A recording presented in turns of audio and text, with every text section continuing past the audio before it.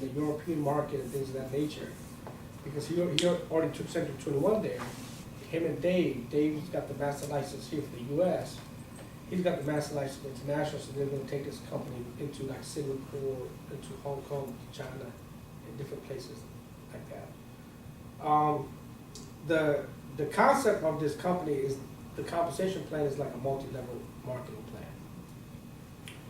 If you look at the multi-level marketing concept, it's been around for over 200 years. Okay, all these major corporations, they're all set up on a structure of a multi-level compensation plan. That's how America was built in that manner.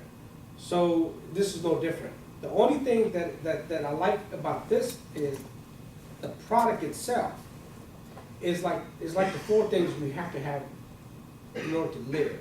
You need water, you need food, you need shelter, and then you need clothes and shit like that, right?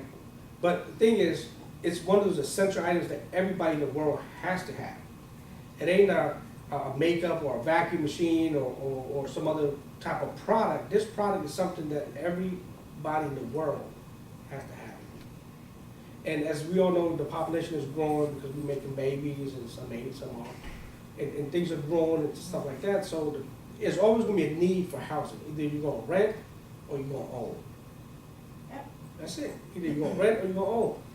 And the thing about this is, this has been going on already for 200 years, and it'll go on for the next 500 years. So this is the thing about this business is, you can actually will it to your friends and to your family, and to your kids and to your nephews. So you could build it 2012, 2013, 14, and 15. You get sick or whatever happened, you could will your business to somebody within your family. You can't do that at Keller Williams. You can't do that at Exit. And the reason I know is, in 2010, I was looking to buy somebody. I was going to buy a company. I went out to the Keller Williams model to look at and sat down with the regional directors to talk to them about their model and how it's set up and how the compensation plan is. And then I went to Canada and I looked at the Exit model. And I looked at how they're set up. And then this particular model was in a book called The Swan Report. It's you know me, I watch trends and market analysis and economics, and I'm always trying to stay ahead of the Chinese and, trying to see what the hell's going on long term, but also think about today, right? So they were listed in the Swan Report as the third fastest growing real estate business. And their concept was about a virtual concept, okay? So if you think about it today, if you wanted to buy a house or you wanted to buy a house today, what's the first thing you're gonna do? You'll turn your laptop on, you're gonna go to Google, and you're gonna put in the address. You're gonna put in, Prince George's community, Montgomery County, wherever you wanna be. Then the next thing, if you have kids, you're gonna worry about is school districts. What's going on with these schools? Are they rated 4-star, 5-star, 3-star? What's the crime? How often these kids graduate? What kind of teachers are there, and things of that nature, right? So, and what's the third thing? You're gonna look at the community. You're gonna look at, are you in a B neighborhood or you're in a D neighborhood? What kind of environment you want to be. But most of this information is available for free on the internet to everybody, right? So most of the buyers and consumers that are out there are between 28 to like 38 years old. They're either looking to buy something or they're trying to sell something. And they're internet savvy. I grew up when we first had a typewriter in our classrooms. These kids grow up with damn iPads. You know what I mean? They're ahead of the curve. So, I mean, if you could take away from a real estate agent from a 1980 concept to a 1990 concept when you was a real estate agent or 2000 concept, apply technology to it, right? So today's environment, what we've done since 2010, since I said, okay, I'm gonna buy this company and I know it's going towards technology and start looking at all these different models. Well, right now we have over 58 websites. 58 websites. So why we have these websites? It's about our exposure and marketing. So if you look me up on one of my websites, homepawnshop.com, as an investor, why do people, you're gonna be like, oh, pawn shop, homes, oh, real estate, okay, we're looking at discounted property, buy low, sell high type of thing. So that pulls in buyers and investors, right? So we have another website called servingdcandmaryland.com. So that website, what that does is that caters to the retail community, So people that are looking to buy, and they want research on Hyattsville or College Park, whatever the case is, different things of that nature. So what we've done, we've established a lot of tools, a lot of systems and resources between 2010 and now. I spent over $250,000 on creating these platforms and put them in place. Well, why do we do this, right? If you look at years ago, I mean, we're all about the same age, you know.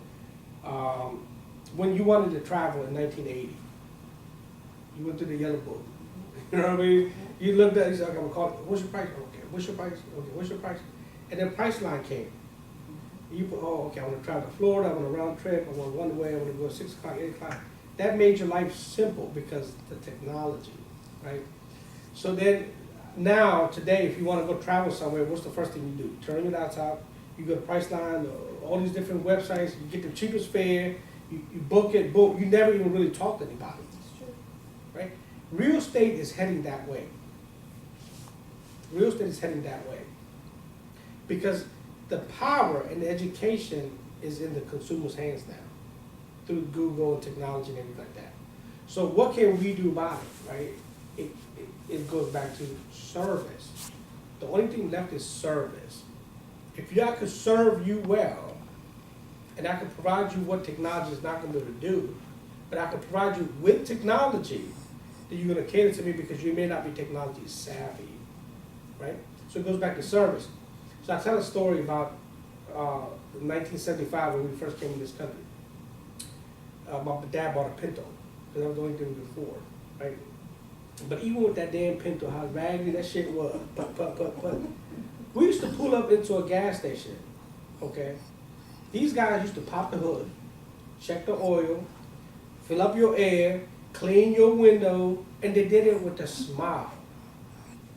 You know what I mean? It didn't matter if you had a Bentley or you had a Pinto. It was service. Our country has gotten away from service.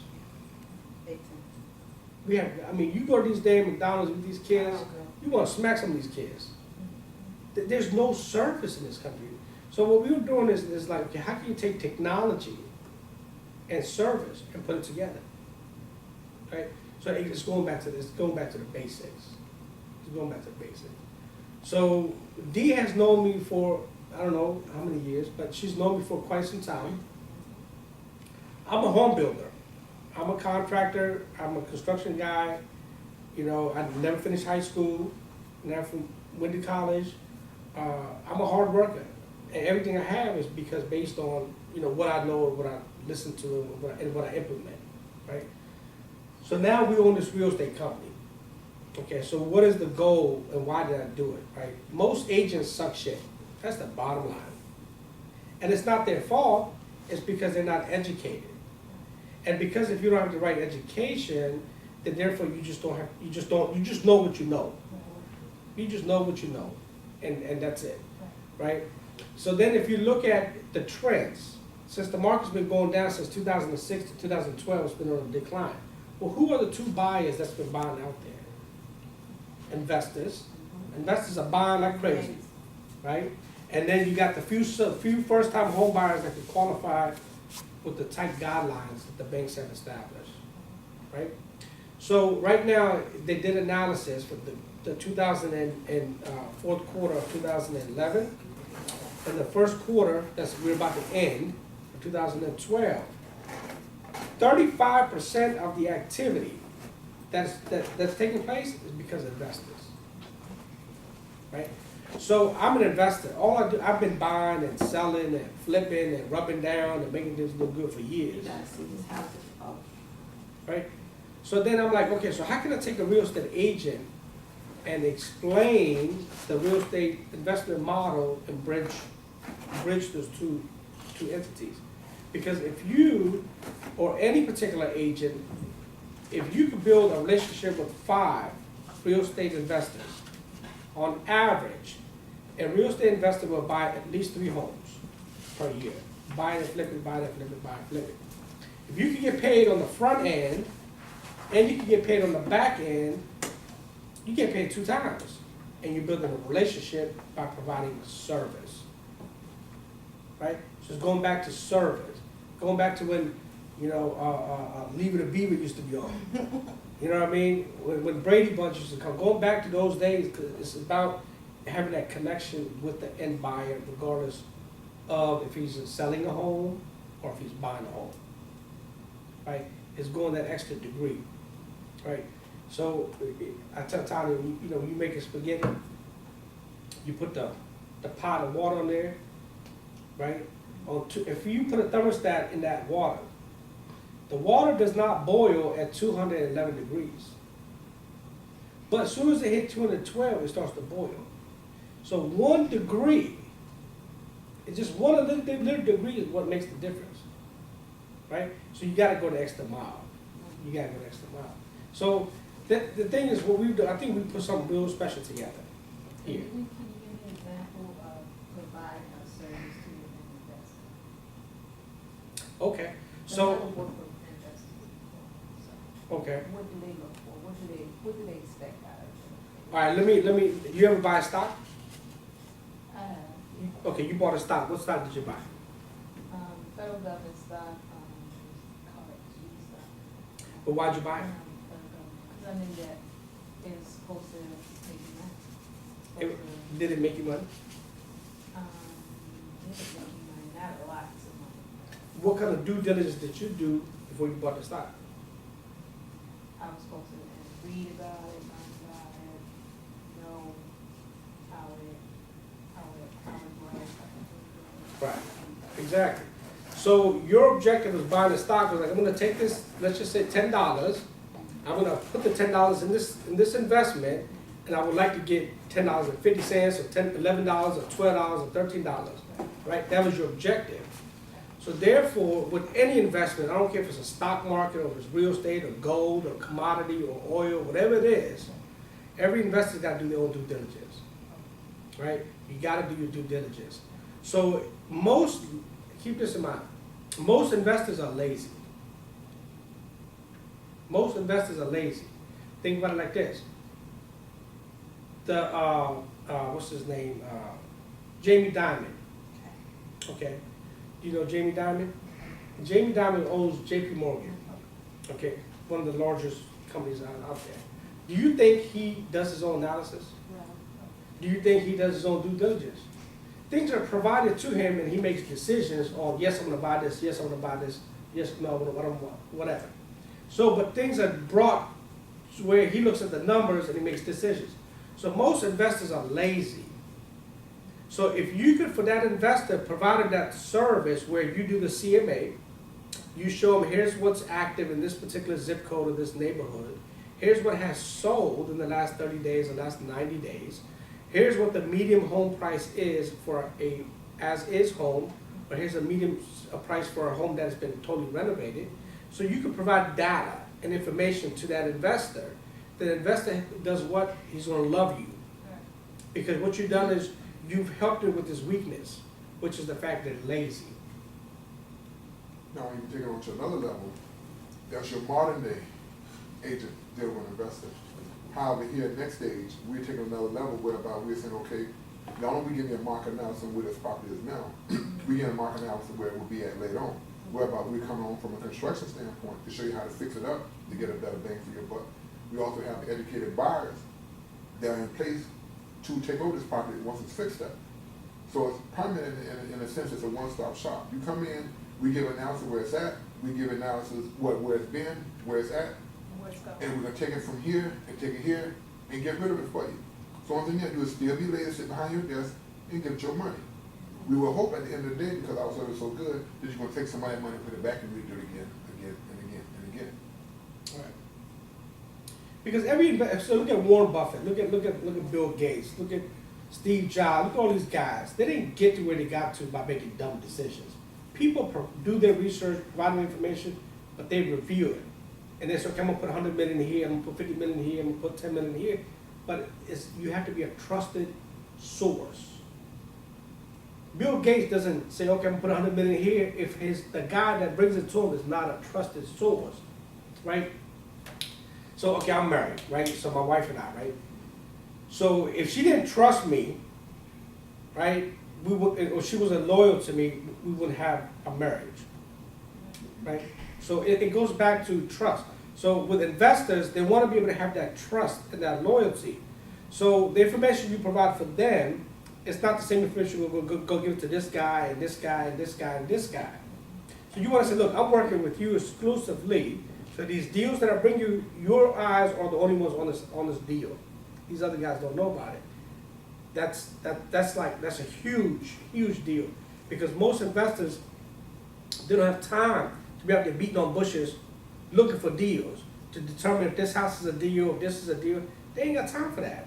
Driving around to Hyattsville and College Park and Temple Hills, you know, going through homes and doing inspections and determining if this house got an HVAC, that's oil or heat or electric. No, they want you to, here's a package. You're gonna buy it $100,000, you're gonna put $50,000 into it, we're gonna sell it for $289, and it's gonna take us 6 weeks to get it done, and then here's how we're gonna do it. We're gonna stage it, we're gonna market it, and here's the title company we're gonna use, and here's when you're gonna get your money back. And we piggyback on here on the further thing. You bet when the Emmett premises, when his agents come in, he don't make you become an investor, but his thing with the club, at least when I was there, whatnot, he gave all the agents an opportunity to be an investor as well. So what's better than going out into market to another investor saying, me as an agent, I'm an investor too. I'm speaking from experience. I have a portfolio behind me and whatnot. I understand what you're trying to do. So I'm not talking it, I'm walking it and talking it. And so that's one of the things we want to emphasize to the agents coming on board here, is that we want you to try to be an investor as well as investors friendly, along with being an agent. You get it? I like that. You like it? That's the flavor I'm adding. See, my mama told me I was special when I was born. And she said, boy, one day you just gonna surprise the world. But I always saw that in you. You did? Always. Oh, thank you, child. I'm serious. I'm just not speaking to just Yeah. knowing you as a person. You know, you did and dabbed in a lot of things, but you always did your homework. He was up in the morning early on the computer, always doing his homework. I'm like, Sid, what we need to do with this? What we need? Okay, this he didn't even have to look. That one right there, this property is X, Y, Z. He always did his homework, Yeah. and I've always admired him about that. I mean, you know, just. But and that's what it's about. It's look, man, we all got passions and we all got love for something, right? But at the end of the day, the government is not going to take care of us. That's the bottom line. It's not even You know, an option. and we are all getting old. Yes. We're all getting old. You know what I mean? I'm tired. I got a picture in here Tanya took when I was running this morning. I like, she like, I'm gonna put this shit on Facebook. I said, you better not. You know, my titties flapping, my stomach flapping. I'm like, hold up. But the thing is, look, we got our energy levels going down because we're getting older. So we gotta work smarter, Yes. right? So how do you work smarter? It goes back to the whole, take it back 500 years, 300 years, okay? Take it back to when the world was first made. It's the human network. I connect with you, you connect with him, he connects with him. Now we have a family, we have a village. Now we could go out there and we could go hunt. You know, you could cook, you could make the house, you could do that. It goes back to the basics. Nobody could do it by themselves out here. I don't give a shit how smart you think you are. You just can't. You know, so the thing about that I like about this model, that this company is they believe in the model of we, right? The power of we, right? So I can sit here and I can work 18 hours a day and try to do everything by myself. Yeah, I'm gonna get ahead. But if I have 20 people or 100 people behind me, and everybody's doing through systems and processes doing what they're supposed to do, we're gonna get there a lot faster.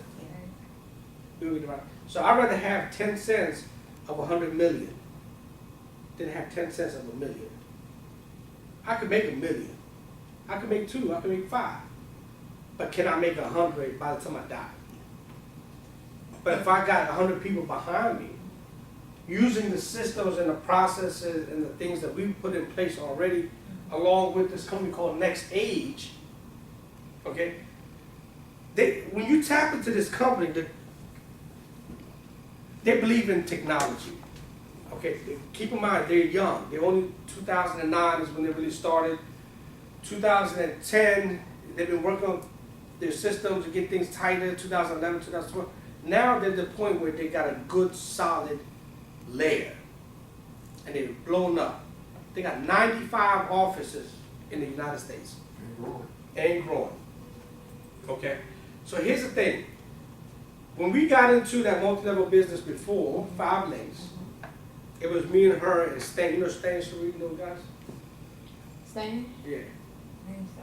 Well, okay, these guys are making over $60,000, $70,000 a month today. We got in their basement, but we didn't put the time and energy into it because we had other things going on. See, now this business is 2009, but the product is real estate. And the average real estate product in our neighborhood, in our community, local community, is about $225,000 average. It could be, Bowie, College Park. It could be Hyattsville, parts of Hyattsville. It could be part of Mitchellville's, like more like $500,000 and things of that nature. So, but these guys pay you 6 levels deep. 6 levels deep they pay you. Now here's the thing, okay, you talk about Florida, all right? So you go to Florida, right, and you do this real estate thing down there, and I put you down there, I get paid on everything you do. Everybody you bring in under you, I get paid 6 levels deep on everything they do. So now let's say your team brings in other people, I get paid on everything they do. So now I'm getting paid out of Florida, I'm getting paid out of, I do the same thing in California, Arizona, New York. So you could do this business anywhere. Singapore, once they open up down in international. But the business is anywhere. Well, keep in mind too, you can sign up here and already have your business starting to be set up in Florida before you get there. And start getting paid in Florida before you can take your license down there. Yeah, I went down maybe about 3 weeks ago and working on some other things, and I was just out and about down in the Destin area, and they have a lot of vacation rental homes down. Oh yeah. I mean, everywhere. And I took down a lot of names and numbers of agents because I'm under contact. My plan was to go down and just expand my cleaning business. And I'm really considering that area. And then when I went on the website and I saw that you guys were in Destin, I'm like, wow. But the cool thing about this model, man, is the power of the people, the power of the network. It's about relationships. And the relocation, right? So what's one of the biggest things Obama's working on right now?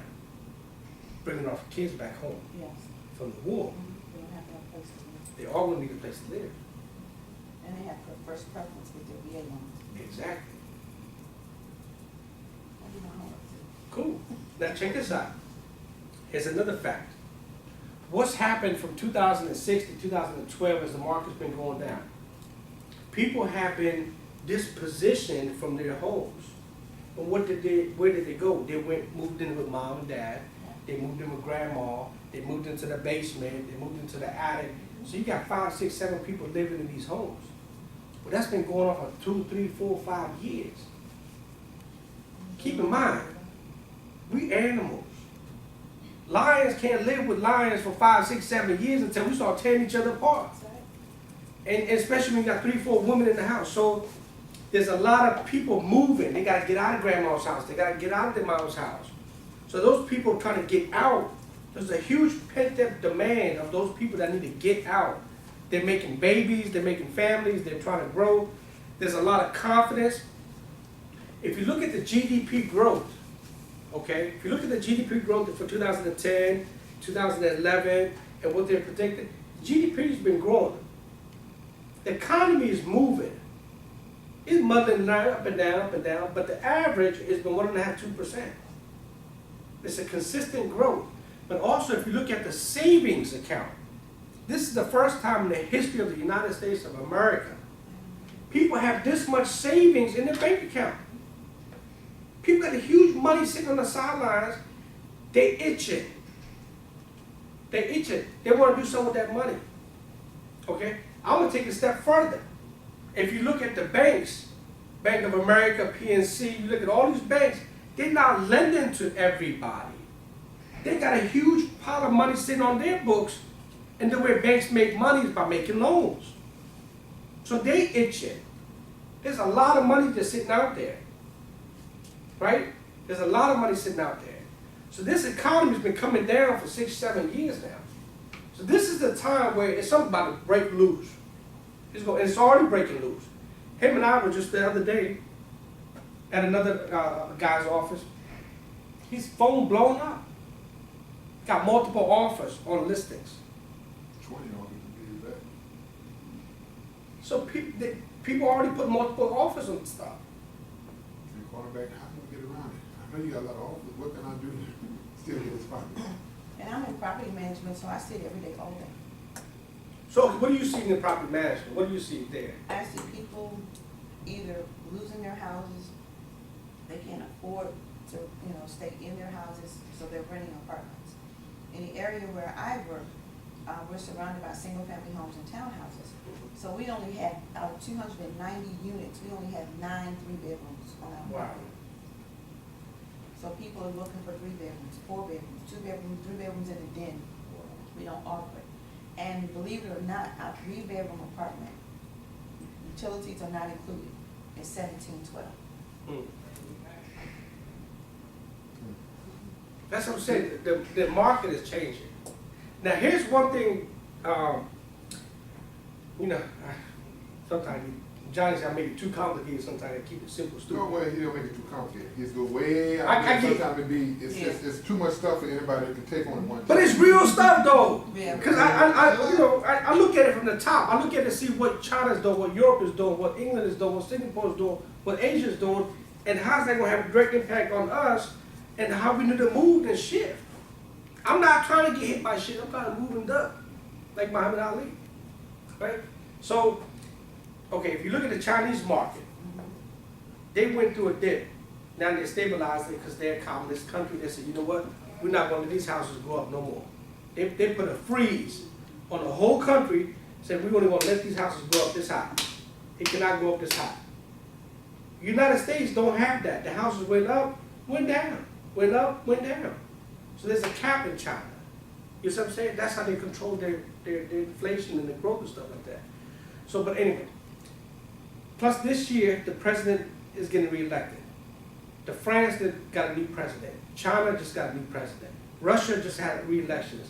All that stuff going on in the Middle East. All this stuff this year is going to be resolved. 2013, new game. Yes. It's going to be a new game all over the place. Okay, so what we're doing now is getting prepared for 2013. It's what we're getting ready for.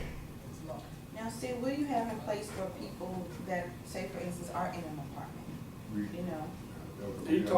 Johnny can talk about that. Okay, We have a couple of things that we are pushing. We're doing rent with the option to buy program. okay. Whereby we bring out people to try to manage that thing. We do some now based on because one of my last companies, I've had several different real estate companies I own myself. And now I'm venturing towards the nonprofit side. Just start talking to me and Sid go with that about coming back in on the broker side over here. Yeah. But one of the things we're advocating, because we have people on staff that does credit repair and different things and whatnot. One of the things we are setting up now is what we call a home buyers club. It's owned by a club. We have people coming in and they're paying because we have a nonprofit arm as well. That everybody's chipping in and paying to the nonprofit an escrow account for these homeowners when they're prepared to buy. Because again, we will go back and work on their credit and do different things. To have paid their down payment, their appraisal costs, all their fees that people cry about when they get ready to move to a house. Now I got to pay another fee before I get to it and whatnot. But we are holding their hand and preparing them along the way. Like I said, for the credit repair person, we have them look into it. We also have lenders that's going to come in and map out, if you do this, do this, do that, do this, whatever, you should qualify for this at the end of the day.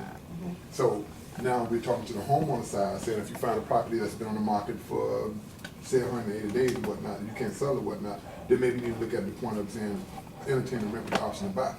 Here's the reason why. We can bring somebody in that's qualified to buy, at today's market, of course. Rent to buy for you, so now they're paying your mortgage for you and qualifying to buy your house. Okay, so that's alleviating some of the inventory that's been out there and whatnot. But at the same time, we're still controlling the whole thing. We're controlling the homeowner with the house out there, we're controlling the buyers all from one house. If there's repairs and stuff need to be done to make sure this house is marketable, whatnot, because we're paying the property management side, we can take care of that as well. So the homeowners, in a sense, is sitting like an investor, sitting on to the side, say, okay, take care of my headache for me, you know. And we got the buyers that we taking care at the same time, so we just keep meshing those together. Okay. We have programs in place, and we're talking to people now, with people with foreclosures and that's going through foreclosures, doing. Yeah, we try and work with them as well, because there are programs that help people.